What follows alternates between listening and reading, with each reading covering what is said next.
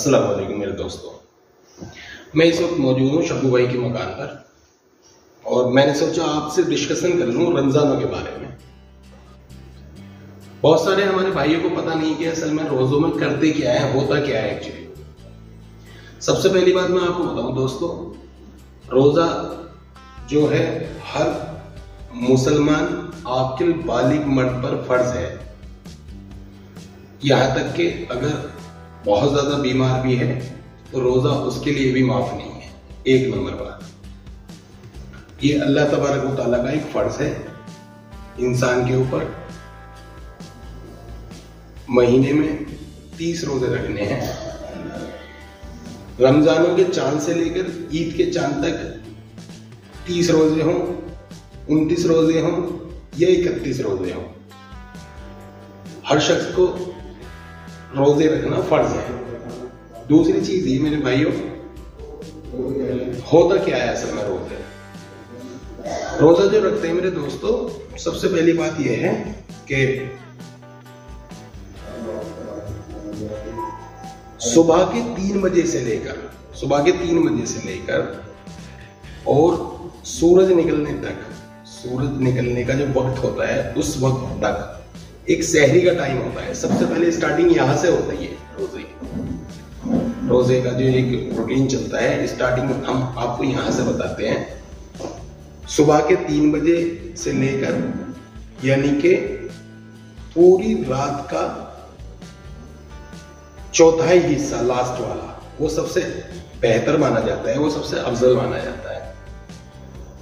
उस वक्त में तो सहरी खाई जाती है और सूरज निकलने के एक मुकर्रर जो वक्त होता है, रोजाना 1-2 मिनट बढ़ती और घटती है, सूरज छपने में भी और सूरज निकलने में भी।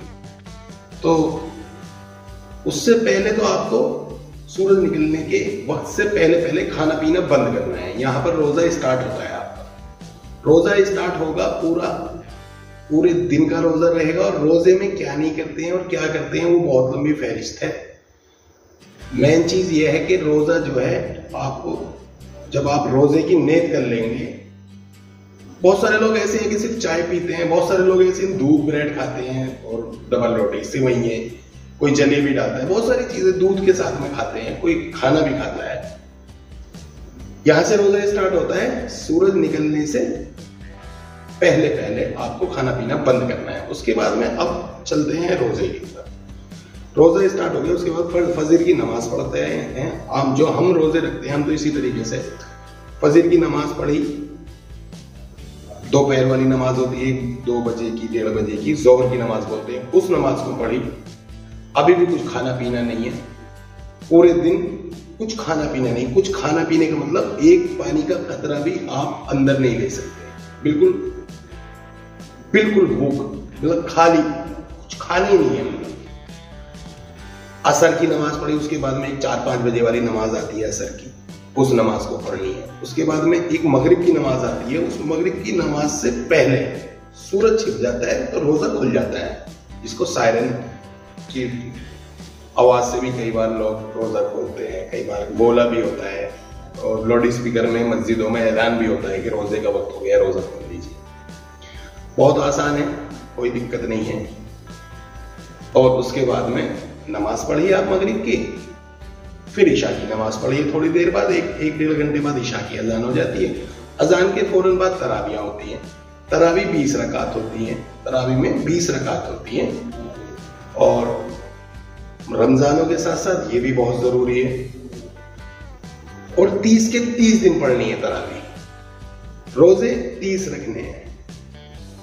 31 वो मैं पहले ही डिक्लेयर कर चुका हूं, इस चीज के लिए एक्सप्लेन कर दिया है कि आपको 30 रोजे रखने हैं या 31 रखने हैं, वो चांद के हिसाब से है।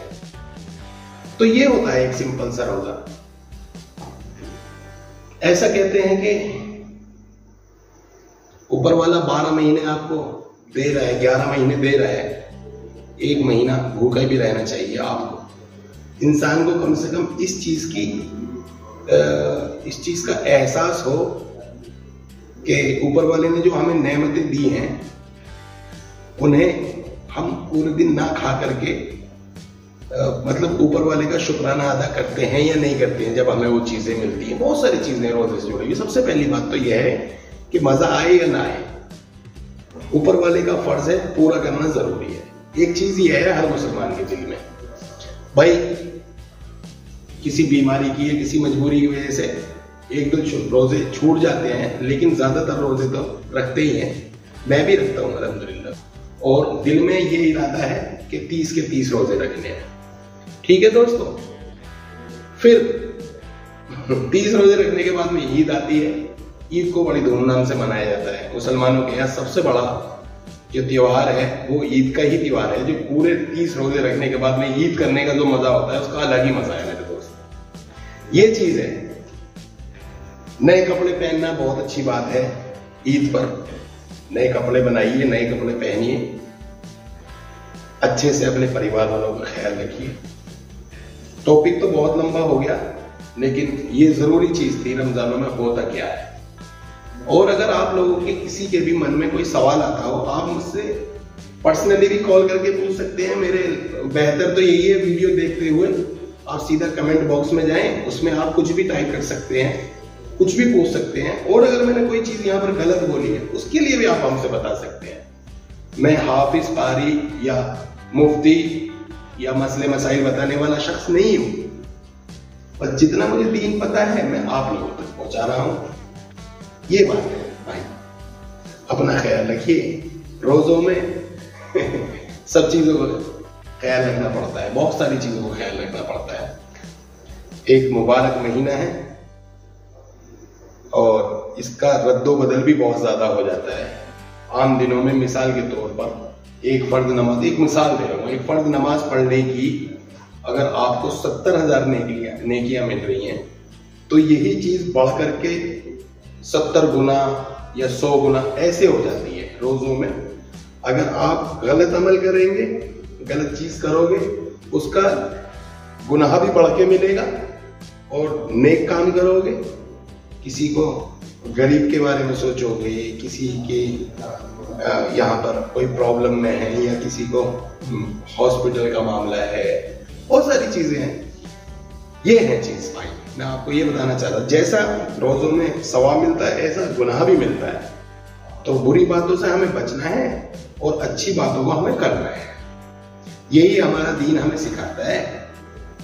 हिंदुस्तान में रहते हुए हो या कहीं पर रहते हुए हो, मोहब्बत अपने देश से होनी चाहिए।